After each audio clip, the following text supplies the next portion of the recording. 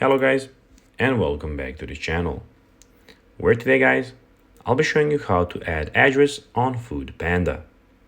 So guys, the first thing that you of course need to do is go to the Google Play Store or the App Store, whichever you of course have, and download the Foodpanda application.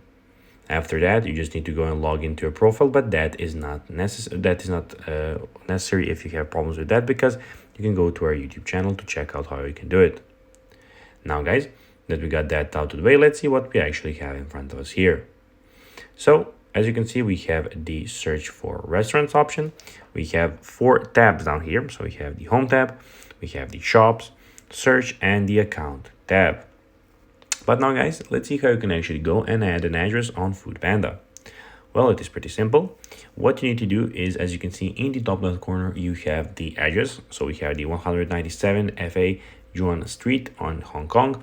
You can click on that. So that is for me. You can click on that, and there you'll have a map where you can go and change your location.